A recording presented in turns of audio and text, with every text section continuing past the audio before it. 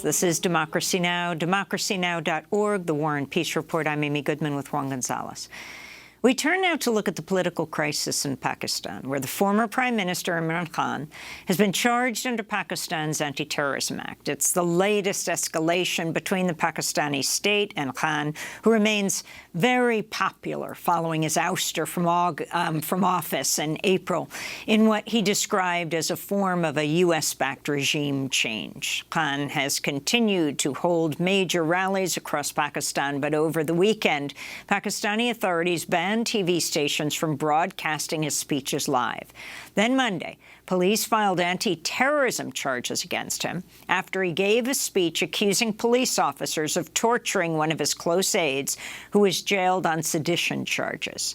Soon after the charges were announced, hundreds of Khan's supporters gathered outside his home to prevent police from arresting him. Later Monday, Khan responded to the charges in a speech in Islamabad. I had called to take legal action against them, the police officers and judicial magistrate, and the government registered a terrorism case against me. In the first place, they do the wrong thing. When we say we will take legal action, they register a case against me and take out an arrest warrant against me. What does this show?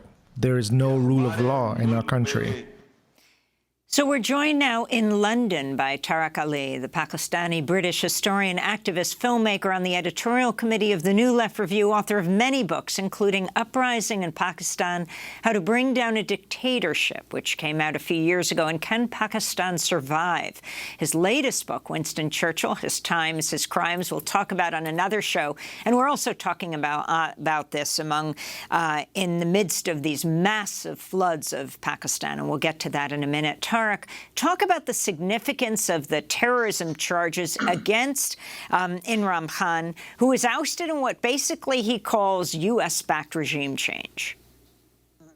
Well, Imran had annoyed the United States. There's absolutely no doubt about that. He had said when Kabul fell, he said publicly as Prime Minister that the Americans made a huge mess in that country, and this is the result. Then after the Ukraine war was unleashed by Putin, Imran was in Moscow that day. He didn't comment on it. He was just surprised it happened during his state visit. But he refused to back sanctions against Russia, and he was criticized for that, to which he replied, India is not backing the sanctions. Why don't you criticize them?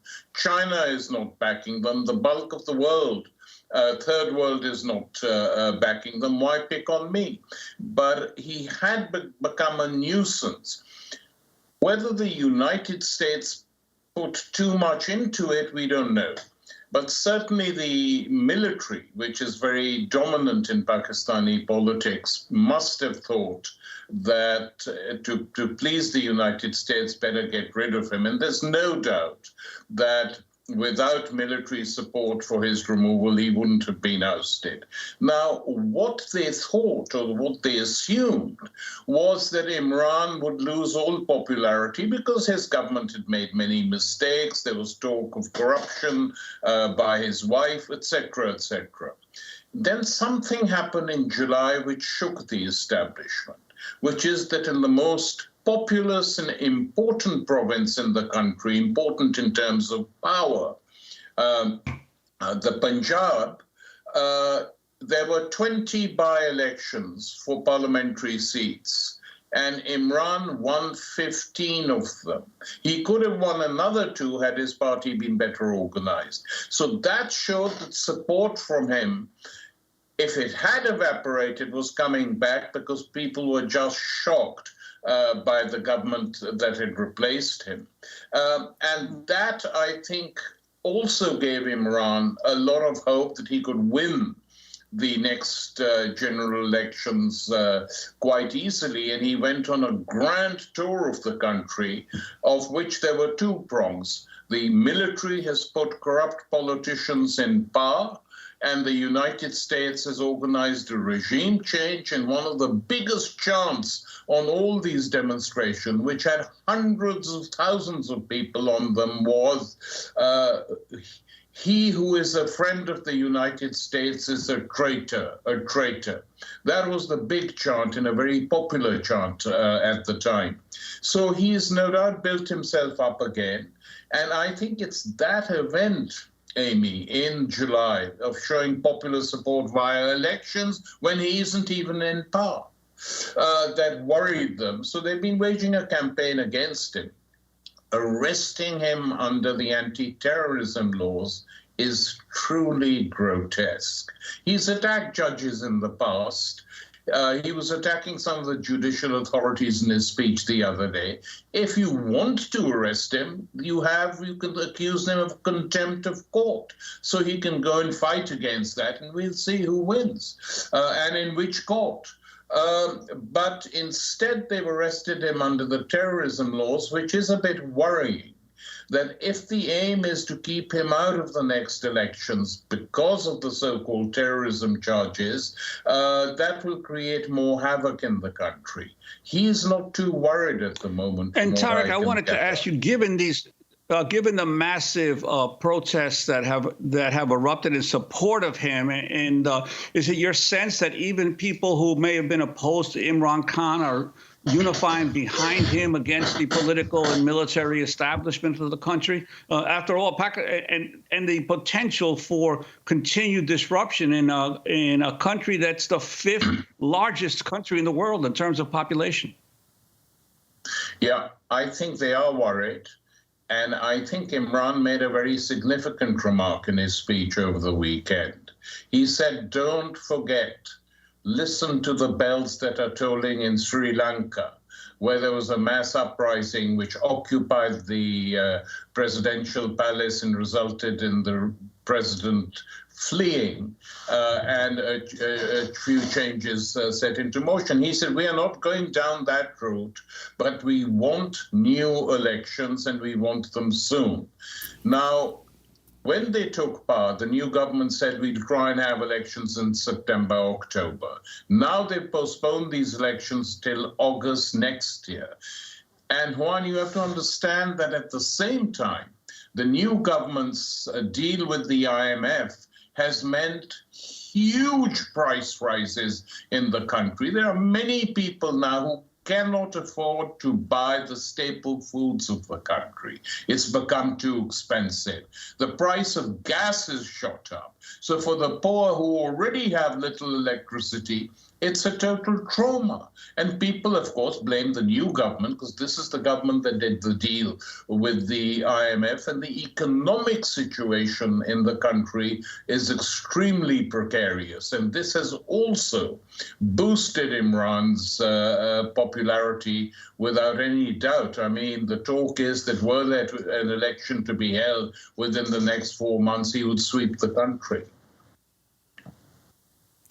And you mentioned the role of the military in Pakistani politics. What was the military's relationship to Imran before this crisis erupted, before his ouster as prime minister? Well, they approved him coming to power. There's no doubt about that. I mean, it may be embarrassing both for him and them now in the present situation in the country. But there is little doubt that the military was in fact behind him when he came to power.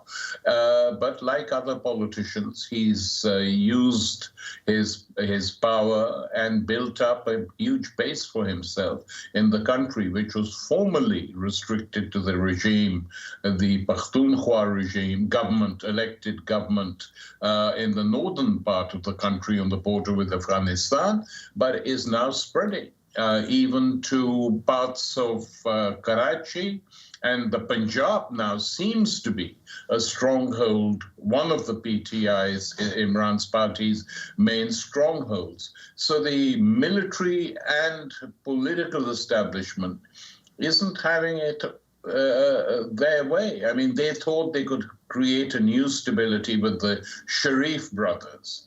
Now, what is interesting, Juan, and hasn't been reported, is that prior to Shehbaz Sharif, eagerly stepping into Imran's shoes, there was a rift, I'm told, between the two brothers. His older brother, Nawaz Sharif, the former prime minister, who's in Britain, supposedly ill because he was released from a prison on corruption charges to go for an operation in Britain. He's been here for some years.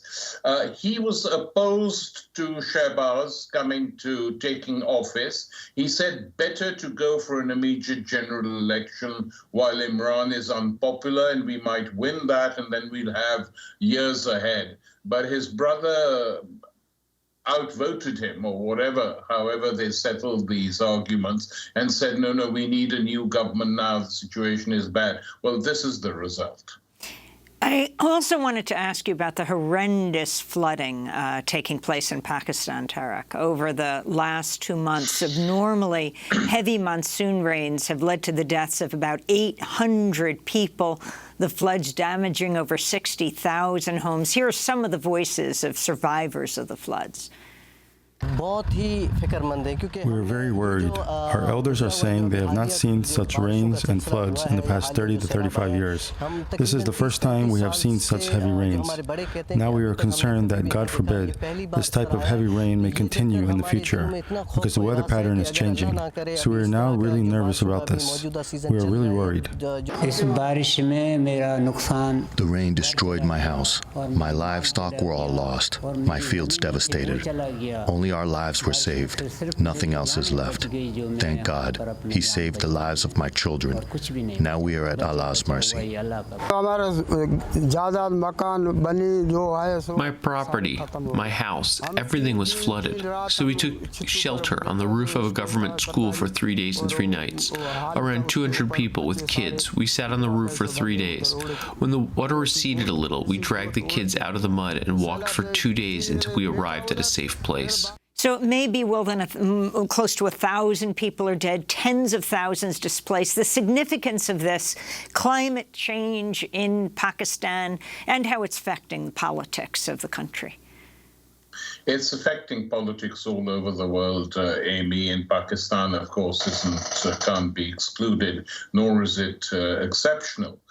But what makes Pakistan to a certain extent different is that floods on this scale, it's true what the person said, that have not been seen before, certainly not in living memory. There have been floods, and regularly, but not on this scale. I mean, even the city of Karachi, which is the largest industrial city in the country, which has barely seen floods in the past, half the city was under water, including areas where middle and upper middle class people live. So it's been a huge shock. The question is this, and this is a question which comes up whenever there's an earthquake, a flood, a natural disaster. Why has Pakistan, successive governments, military and civilian, not been able to construct a social infrastructure, a safety net for ordinary people? It's fine for the rich and the well-off. They can escape, they can leave the country, they can go to hospital, they have enough food. But for the bulk of the country, this is not the case. And this just highlights the social crisis that has been eating away at Pakistan, and that has now been further devastated by the IMF demands, which are wrecking the country. I mean, there is malnutrition in parts of the country. The floods wrecked Balochistan, one of the poorest parts of the country, in a province that has been ignored for many, many decades by successive governments. So, you know, we always talk and get worked up about particular natural disasters or climate change disasters, but the government should set up a planning commission to actually plan to build a social structure, social infrastructure for the country. This doesn't just apply to Pakistan, of course. Many other countries should do the same. But in Pakistan, the situation is particularly desolate because the rich don't care. They just don't care. Tariq Ali, before we go, we have 30 seconds. I wanted to ask you about the situation of Julian Assange. We just did a segment on the Julian Assange lawyers and journalists suing the CIA and Mike Pompeo personally, the former CIA director, for working with a Spanish company in bugging the embassy, videoing, audioing, taking visitors' computers and phones, downloading them, interfering with client attorney privilege. Could this stop the extradition of Julian Assange, who faces espionage charges in the United States? Well, it should, Amy. That's the first answer. Because this has been a political case from the beginning. The fact that senior officials discussed whether to kill Assange or not, and that's the country to which the British government and judiciary, acting in collusion, are sending him back, claiming this isn't a political trial, this isn't a political victimization. It's deeply shocking. Well, I hope that this trial brings some more fact forward and some action is taken, because this extradition really should be stopped. We're all trying, but the politicians, by and large, and mainly of both parties, and the Australian new Prime Minister in the election campaign pledged he'd do something. The minute he becomes Prime Minister, he just completely caves into the United States. Barely a surprise. But in the meantime, Julian's health is bad.